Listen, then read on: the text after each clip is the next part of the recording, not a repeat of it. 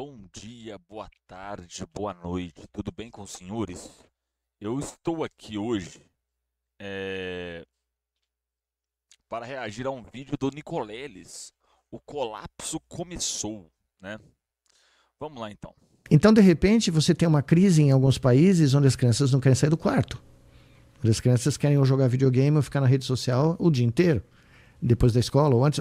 E tem um movimento muito grande nos Estados Unidos de não mandar as crianças para a escola, porque acham que as escolas estão doutrinando, né? Então, educar as crianças em casa. Como é que essas crianças vão crescer sem contato algum com pares, com professores, né? Então, tudo isso está a ponto vários trabalhos estão aparecendo na literatura agora, psicológica, de psicologia e neurociência, onde os pesquisadores estão medindo comprometimento cognitivo do uso crônico de redes sociais, de sistemas digitais. A gente já tem base para estudar tudo isso? Não é uma área que eu persigo em detalhe, mas... Ah, não, isso aí a gente já tem base, já tem mais de, ó, que a gente já tá de fato na era digital, isso eu chuto pelo menos uns 15 anos, né, de 2010 para cá, porque de 2010 para cá os produtos digitais bombaram, né? O que eu quero dizer com produto digital? Spotify, o serviço de streaming no geral, compra de jogo. Você não comprava mais jogo físico, né? Depois de 2010 ele começou a era dos jogos digitais, então tipo assim, tudo começou a ser digital, né? Então a gente começou cada vez mais ficar dependente do meio digital para consumir o que a gente gosta de consumir, né? Seja entretenimento, seja para trabalho, né? Tudo aquilo que era feito de forma manual passou para o digital. Então sim, a gente tem base para estudar isso já. O número de trabalhos está aumentando incrivelmente. Eu, quando publiquei o meu livro, O Verdadeiro Criador de Tudo, eu tinha olhado em 2020 e eram poucos trabalhos, ainda não tinham sido reproduzidos, tal, então a gente tem que ter cuidado, tal. Uhum. Mas agora tem uma explosão de estudos mostrando uma série de, né, questões. Tá vendo? 2020, então, ou seja, passado 10 anos, né, desse processo aí, sim, você começa a ter uma produção cada vez maior, você consegue sim agora ter acesso a dados, produzir é, um conjunto de dados que vai permitir você criar uma análise sobre o fato, né? Sérias, ansiedade, aumento de ansiedade, aumento de depressão, aumento de Ah, não, estudos. aumento da ansiedade, eu acredito que tá muito associado àquela questão do tipo assim, do imediatismo, né? Eu não lembro o que eu tava conversando, que era um moleque mais novo. Porra, não aguento esperar um mês, 2 meses pra me ver um episódio de uma série que não sei o que. Porra, na época, ano 2000 ali, você tinha que esperar às vezes meses pra sair a série, né? Porque eles lançavam 10 episódios, aí tinha o hiato e depois lançavam mais 10, né? Nossa, a gente esperava pra caralho, era um episódio por semana. Hoje em dia a galera tá acostumada a ter tudo de uma vez. Como eles estão acostumados a ter tudo de uma vez, naquele momento, na hora ali, isso cria certa ansiedade quando as coisas demoram a sair, né? Sociais, né? E, evidentemente, as pessoas falam, não, mas existem estudos que mostram que se você joga muito videogame, você melhora a sua acuidade visual, sua rapidez de reação. Bom, tem, mas tem benefícios esses, talvez. Mas será que eu quero esse kit de benefício? Será que é esse o cara que eu quero, É. dirigindo o piloto do meu avião, Uhum. ou o cara que vai me operar? Né, se eu tiver um problema médico, a medicina é uma questão séria. Nos Estados Unidos tem várias universidades que estão querendo substituir o cara que fazia triagem no pronto-socorro para um sistema digital. Uhum. E eu sempre conto a história do meu professor de medicina interna aqui na USP, professor Vigílio, esse era o Yoda. E ele olhava pro cara, a gente falava, não, esse aí pode ir embora, né? 3 da manhã aparece o cara, dor de cabeça, tal, média pressão, temperatura, não tem nada, você tá morrendo de sono, você fala, não, você vai para casa. O professor Vigílio, entra. Aí eu me lembro disso vividamente. Eu falei, professor, não tem nada, pressão normal, rígido, 40 anos, entra, vai infartar. Falei, não, você tá louco. Meia hora depois o cara infartou na minha frente. Eu fiquei lá 40 minutos reanimando o cara e o Virgílio olhando para mim como quem diz, eu não te falei. E aí eu fui perguntar, né? Como? Da onde o senhor tirou? Eu estava examinando, o cara não vi nada. Ele falou, 40 anos na porta do pronto-socorro. Não tem como replicar isso. Não há como. Essa Isso aí, experiência... cara, isso aí é impossível de se replicar. Isso aí é impossível de se replicar. Tem certas coisas que o ser humano faz que a máquina jamais vai ser capaz de fazer. Esse é um dos exemplos. O povo confunde, que é outro exemplo que eu acho interessante, o povo confunde muito inteligência, né, sobre o que realmente é inteligência. E é aquela pessoa que sabe muitos dados, eu não sei o quê, que ela é uma pessoa inteligente. Inteligência é expertise na capacidade de articular aquele conhecimento de acordo com a necessidade, né? Lógico que respeitando uma lógica científica, respeitando um pensamento científico e tudo mais, né? Que ele adquiriu vendo, sentindo. Ele diagnosticava as pessoas que chegavam em coma, ele cheirava o hálito da pessoa, e não era álcool, não. Ele diagnosticava o cara, porque ele tinha sentido, né, o mesmo odor 240 milhões de vezes. Então, esses médicos com a experiência, né, de uma vida, você não vai substituir. Difícil, Mas é porque nós estamos financiarizando tudo. Tudo difícil, Mas Só um comentário. Mas eu acho que essa questão é difícil reproduzir, e tem outros fatores também. Tem a galera que entra no curso de medicina porque quer ganhar dinheiro, e tem a galera que entra no curso de medicina porque realmente quer ser médico. Lógico, você tem um fator financeiro ali envolvido na decisão, mas tem aquela pessoa que entra porque realmente gosta da área, você entende? Porque realmente é apaixonado por medicina, tá ligado? Porque nós estamos financiarizando tudo. Tudo tá virando uma commodity. Tá. É a era do capital financeiro. Marx já falava sobre isso. Então, o paciente que entra no pronto-socorro, naquele instante que ele preenche a ficha, ele vira uma commodity. Porque ele tem um preço associado com aquela visita. Então, eu tive essa experiência no ano passado. Estava indo a caminho da China, passei mal no meio do caminho da minha casa até São Francisco. Cheguei em São Francisco, tive que ir no pronto-socorro. E eu sou médico de uma universidade top 5 dos Estados Unidos, né? E a mulher me conheceu. Quando eu cheguei lá, era neurologista, me reconheceu o meu nome. Aí ela vira pra mim e fala, não, tá tudo bem. Aqui eu falei, não tá tudo bem. Eu sou médico e eu sei que não tá tudo bem. Depois de um certo esforço, ela percebeu que, que não tava tudo bem. Mas aí eu tenho seguro-saúde lá da minha universidade e tal. Eu fiquei 15 minutos no lugar, até ela me dar o remédio que eu precisava, que eu sabia que eu precisava, mas eu não pratico medicina lá, então não posso. $3.000, eu acho. Posso assinar a receita. O meu copay foi $250. A consulta custou $1.300. Para o meu seguro-saúde. Eu não fiz exame nenhum, não colheram sangue, eu conversei com a mulher, eu já tinha o diagnóstico, ela confirmou e ela me passou os remédios que eu precisava. E você vê, né? Você viu, é óbvio que um sistema desses não tem como funcionar. Né? Porque não há como você. Então, os Estados Unidos é hoje o único país do mundo. Mas aí tem aquele sujeito patético na internet. Aqui não tem SUS, mas olha o preço desse tênis. E aí fica aquele bando de trouxa, vocês não entendem de economia, vocês não sabem o que é uma vida em sociedade. Na hora que você estiver doente, vende a porra do seu Nike para pagar a consulta, ô desgraça. Onde você tem, os números variam muito, né? Mas de 50 a 200 mil falências individuais por dívida com seguro-saúde por ano. Tá? Assustador. Os caras perdem a casa. Você fica na UTI 10 dias, você já foi. Você não morre. Isso aí já é comum. Isso aí já é muito comum. Durante a pandemia, se vocês procurarem, vocês vão encontrar vídeo dos hospitais colocando os outros para fora porque a pessoa não tinha mais dinheiro para pagar o tratamento. E jogando o paciente com Covid na porta do hospital. Jogando na rua. A sua vida acaba, entendeu? Mas lá você pode comprar um Nike muito barato. Olha que maravilha. Isso é que é vida. Então, é um mundo onde tudo está sendo reduzido a esse denominador financeiro. E a natureza... Neoliberalismo é o nome disso. Nossa, Edu, que nos cerca, não é reduzível a um spreadsheet de banco, entendeu? Tudo está sendo equacionado por um único parâmetro. Isso é muito curioso. Quando você pede para uma rede neural artificial maximizar um parâmetro, ela vai maximizar o parâmetro. Então você fala o seguinte, eu quero aumentar a produtividade do meu negócio. Esse é o parâmetro. O que o sistema vai fazer? Ele vai procurar todos os caminhos que aumentem a produtividade. Se isso significar matar alguém, roubar alguém, violar patentes, o sistema não foi programado para ter ética. Ele não entende o que é ética. Esses sistemas não têm consciência. Eles não têm nenhum tipo de moral. Eles não têm nenhum tipo de...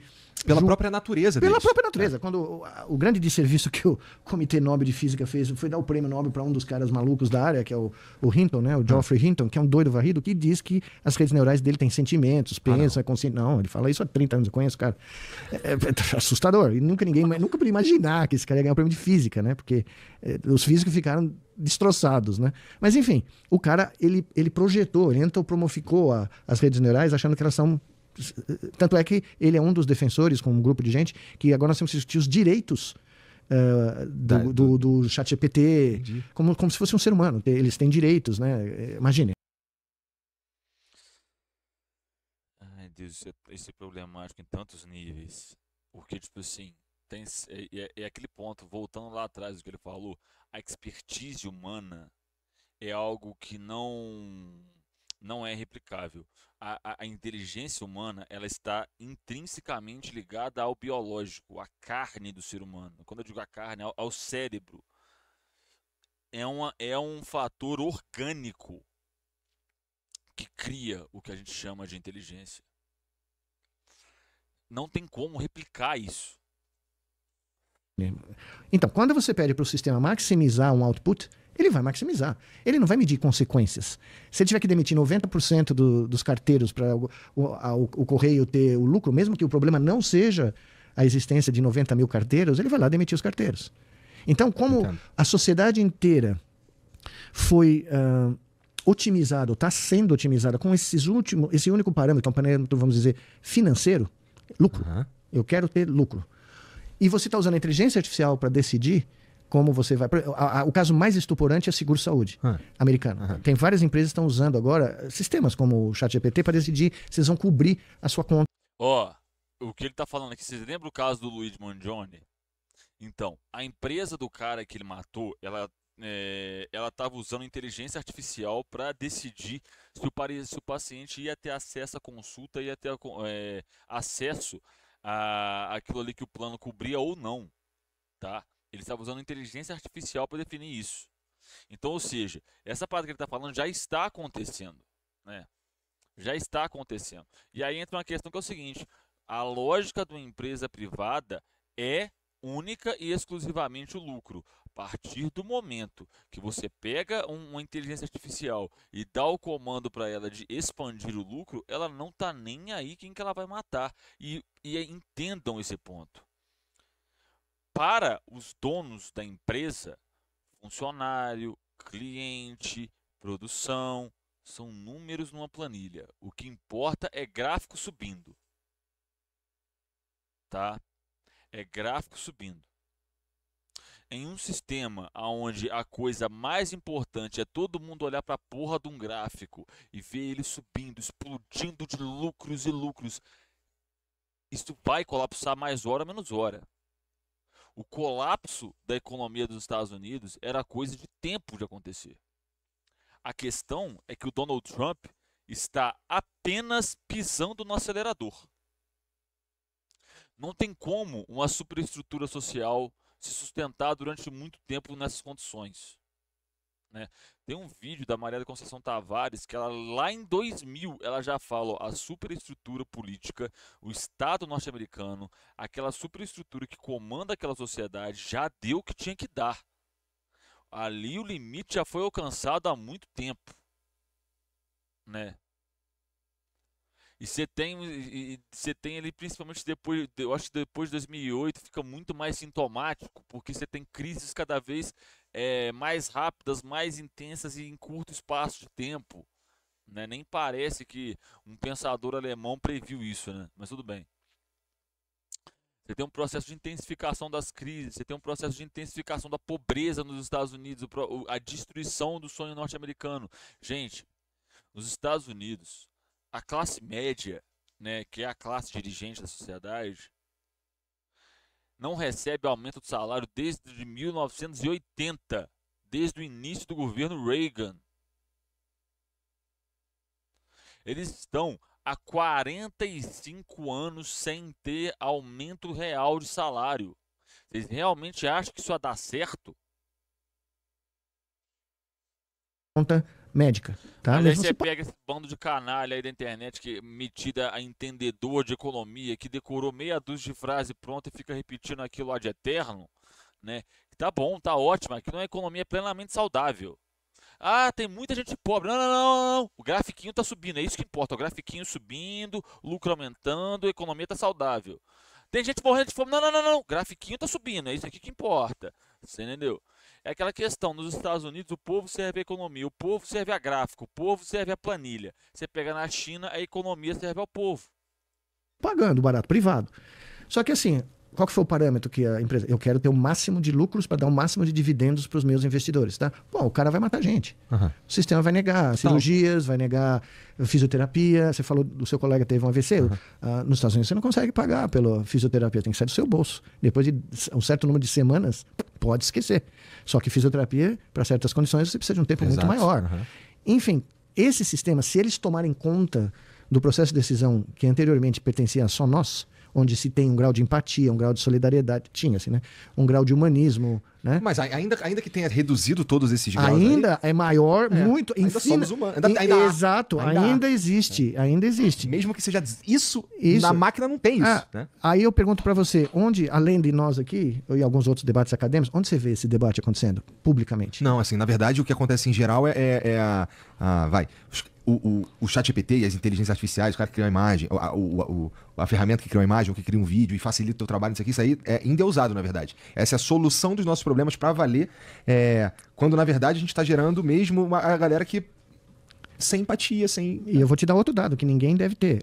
Para você rodar esses sistemas, você precisa de centenas de milhares de chips da NVIDIA rodando nesses data centers gigantescos, tá?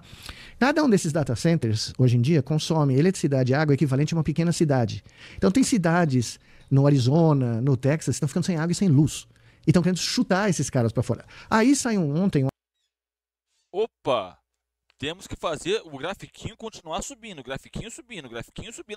Tem que expulso, é pobre, esse gráfico subindo, é isso que importa, gente. É isso que importa, lucro. Mas peraí, não eram os liberais que falavam que o capitalismo vai acabar com a pobreza?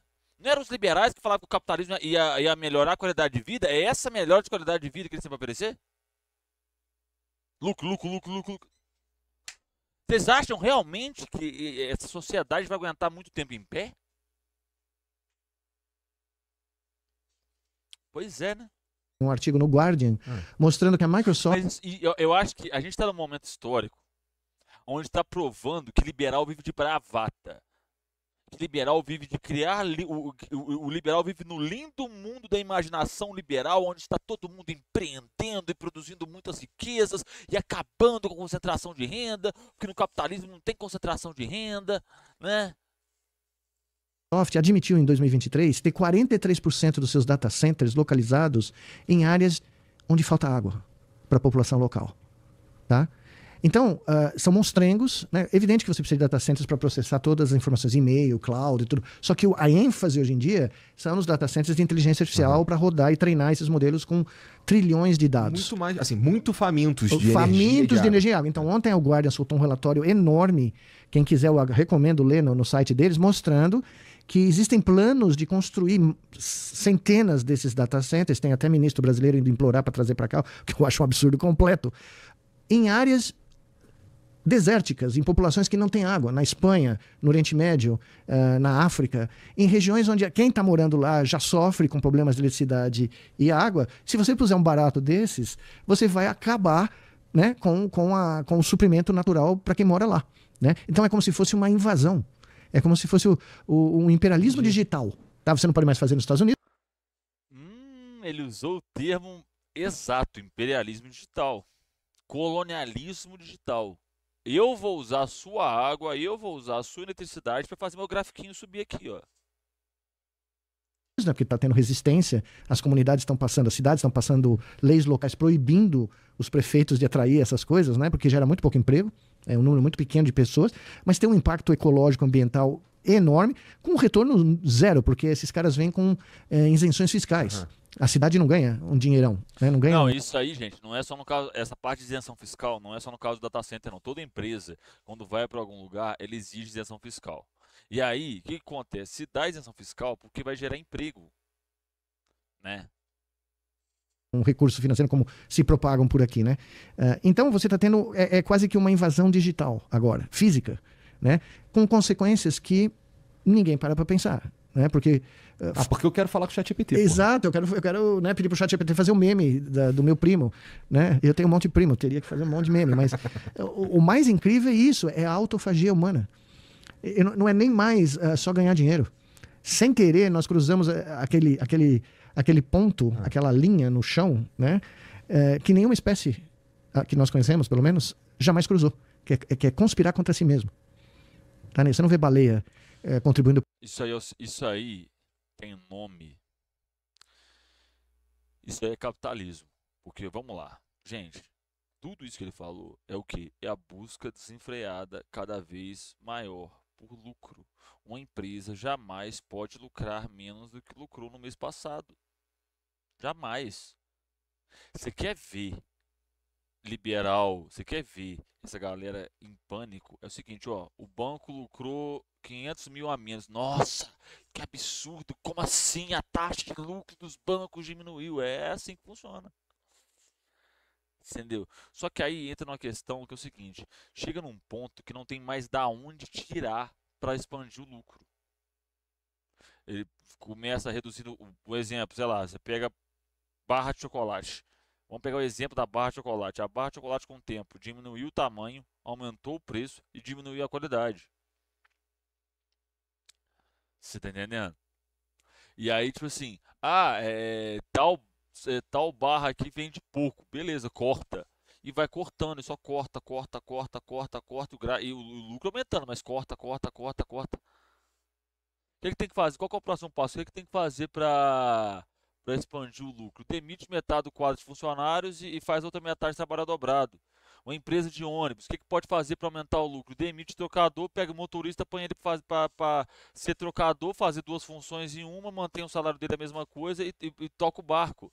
Ah, mas vai gerar pobreza. Foda-se. Tá aumentando meu lucro? É isso que importa. E é esse sistema que os liberais alegam que é o mais racional possível na hora de alocar os recursos. Para o fim dos oceanos, você não vê lobo matando assim, né, os seus companheiros de caçada. Pelo contrário, eles dependem da alcateia para sobreviver. Então, eles, né, eu não sei se você já viu essas coisas, quando a loba dá luz, a matriarca da alcateia, os lobos caçam, engolem rapidamente, sem devorar a carne, para voltar para perto da loba e vomitar para ela poder comer, sem ter que caçar. Porque eles sabem que a loba está gerando, né, membros que vão no futuro ajudar a sobrevivência do grupo. Né? E nenhum lobo consegue dizer que ele é um indivíduo. Talvez o nosso grande problema seja a gente ter percebido que nós somos indivíduos, né, no fim das contas. Esse é maravilhoso. Essa é a conclusão, uma das conclusões de um sociólogo muito famoso que fala exatamente isso. Numa natureza, num mundo natural, onde o coletivo imperou por bilhões de anos, nós tivemos a ideia de que indivíduos é que reinam. E aí eu tenho que escutar um animal. A menor minoria é o indivíduo. E o babaca que fala esse tipo de coisa, bota esse corno na porra de uma selva, sozinho. Você não é o indivíduo, você não é o fodalhão? Vai lá, fodalhão. Sobrevive sozinho, fodalhão. Faz a sua comida, minera o ferro, faz a sua própria panela, faz tudo sozinho. Você não é o fodalhão? Você não é o indivíduo? Vai lá, indivíduo. Não, entendeu? Nós temos que ter, né, o individualismo ao limite. Claro que o tipo de cérebro que nós temos, o tipo de cognição que a evolução gerou, leva a nós nos reconhecemos como indivíduos. Então isso já é o começo do problema. Mas você não precisa levar no limite, né? Você não precisa, porque você traz um data center para uma comunidade. Vamos lá, eu só tô da minha cabeça, tá? Você vai no interior da Bahia, no semiárido baiano, e você põe um data center lá, onde já não tem água, onde já tem uma série de problemas ambientais. O que você vai ganhar com isso? Você não vai ganhar. A Bahia não vai ganhar. A cidade não vai ganhar, porque os dados nossos vão lá para os servidores das empresas americanas, da Big Tech. É isso que eles querem. Eles querem os nossos dados. O número de empregos gerados é nada. É uma merreca. Tá? E a infraestrutura não vai ser usada para o desenvolvimento do país. Nós podemos criar o nosso sistema digital, o nosso backbone digital, nacional, brasileiro. E aí distribuir, como a China está fazendo, por exemplo. Que foi o que a DeepSeek fez quando eu estava lá na China em janeiro. Né? Foi um choque. Eu estava em Pequim no dia do anúncio. Pô, foi um auê. Né? Foi um auê impressionante. Eu tomei É como... Eu falei que eu tive o meu momento Sputnik. Quando o Sputnik foi para o céu, né? Ninguém esperava, né, que a União Soviética pusesse um satélite. E ele fazia blip, blip, blip. E os radioamadores, as antenas começaram a detectar. E os Estados Unidos entrou em pânico, né? Porque achou que o próximo satélite ia ter uma bomba atômica e tal. Eu tive um momento Sputnik no hotel em Pequim, no dia do anúncio. Porque os caras gastaram uma merreca de dinheiro, não usaram os chips mais modernos, que até prova em contrário, usaram o mesmo método de usar os dados, né, copiar os dados, dizem, né, abertamente da OpenAI, né, o ladrão reclamou. Só um comentário. O caso da DeepSeek, gente, é o seguinte. A DeepSeek, por mais que ela seja uma inteligência artificial, por mais que ela pertença a uma empresa e tudo mais hoje, ela o DeepSeek foi um estudo científico. Eles publicaram um artigo de como eles fizeram isso. Tá? Eles publicaram um artigo científico de como foi feita a DeepSeek. E aí, para quem não é muito habituado ao âmbito científico, o que acontece? Quando você publica um artigo científico, desse caso, por exemplo, né, no ramo das exatas e tudo mais, no ramo das humanas é diferente, né? Você tem que disponibilizar todos os dados, toda a literatura, né? No ramo das humanas, ele vai conferir os dados, vai conferir a literatura e vai conferir toda a argumentação que você fez para ver se aquela argumentação condiz com os dados, condiz com a realidade no qual ela foi retratada. Quando você fala no âmbito das ciências exatas, no âmbito da computação e tudo mais, nesse caso do DeepSeek, o que acontece? Eles publicaram um artigo científico de como eles fizeram aquilo, quais que foram os materiais que eles fizeram aquilo e o código, eles publicaram um código inteiro do DeepSeek, né? E aí o que acontece? Neste caso, se você pegar você pode pegar o artigo, você tem que conseguir replicar exatamente o que a pessoa fez, tá? E tem que funcionar. É obrigado a funcionar. Para ter validade científica tem que ser assim.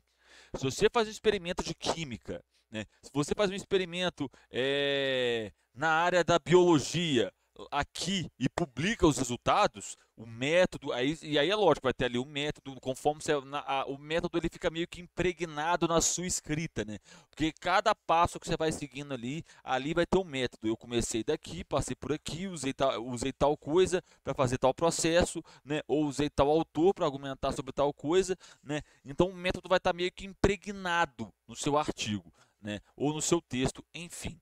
Então, o que acontece? A pessoa que vai ler o seu artigo tem que conseguir replicar e ter exatamente os mesmos resultados.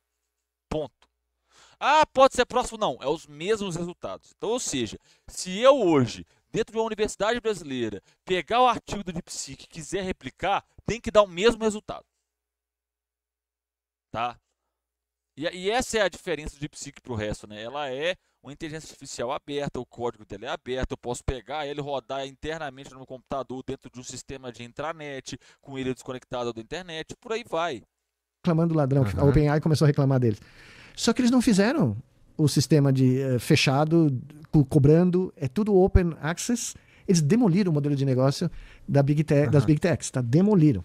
Lá na China, eles não estavam lá, eles não podiam usar o ChatGPT antes do DeepSeek? Eu não sei se eles têm acesso ao ChatGPT. Eu sei que a inovação é um bando de menino, nunca saíram do país, todos formados na rede de universitária americana, não tem doutorado. Tá? O sistema educacional chinês deu uma demonstração clara de que investir em educação de alto nível paga o preço. Você paga o preço, né, tranquilo. Em uma geração, tudo que você investiu, você recupera rapidamente, né? E eles, algo que todo mundo fala, não, os chineses não vão fazer, eles inovaram de uma maneira... Já tô avisando para vocês, em breve, vocês vão ver placas de vídeo, placa-mãe, processador, memória RAM, tudo isso chinês. A Huawei soltou nota, inclusive saiu na embaixada, no perfil da embaixada da China no Instagram, saiu no perfil da Huawei no Instagram, saiu no perfil da mídia estatal chinesa, tá? Que a Huawei contornou o problema da máquina de litografia, que é aquela máquina de Taiwan que faz os nanocondutores. Tá? Eles contornaram o problema, de fato. Em breve, eles vão fazer chips com a mesma qualidade que a Nvidia faz. Foi cataclismática, entendeu? É como você chegar e falar, olha, vocês têm uma indústria de aço, cujo business plan é X, eu inventei um aço que eu faço de areia, entendeu? Custa uma merreca. E eu não preciso de data center desse tamanho, eu não preciso dos seus chips que vocês não querem vender para mim, e eu não vou nem vender. Eu vou deixar open access, todo mundo vai usar. E você que está assistindo esse vídeo aqui no Talkflow. Então, tipo assim, é isso, né? Eu acho que o título também não colaborou muito. O colapso começou. O que ele quer dizer com o colapso começou? A capacidade de inovação dos Estados Unidos, eles já perderam. A capacidade de protagonismo dos Estados Unidos nessa área, eles perderam. Tá? Eles perderam. E aí entra em perspectiva uma outra parada que é o seguinte: você pega o hoje, né? Após anos e anos de neoliberalismo torando, de afundando as pessoas na pobreza, de esmagando a renda das famílias, de, de um sistema de saúde, de um sistema de saúde privado que basicamente extorque os outros para você ter atendimento, né? De aplicar a lógica do lucro a tudo, depois de tudo isso que a gente viu, de toda essa destruição do aparato de seguridade social, que os neoliberais falam que é um crime, que a economia dá conta de atender a todas as necessidades, agora os Estados Unidos está colhendo fruto, né? Agora a gente está vendo um impacto disso, né? Muito obrigado para você que assistiu até aqui. Eu vou ficando por aqui. Deixe seu like, tá? Deixe seu comentário. Não esquece disso não. Isso dá uma força enorme pra gente. Eu sei que eu tô postando só uma vez por semana. Mas é a vida, eu estou muito enrolado, mas em breve eu espero poder voltar a postar 2 vezes por semana. Tá bom? Um beijo enorme no coração de vocês. Até a próxima. Fui. Valeu!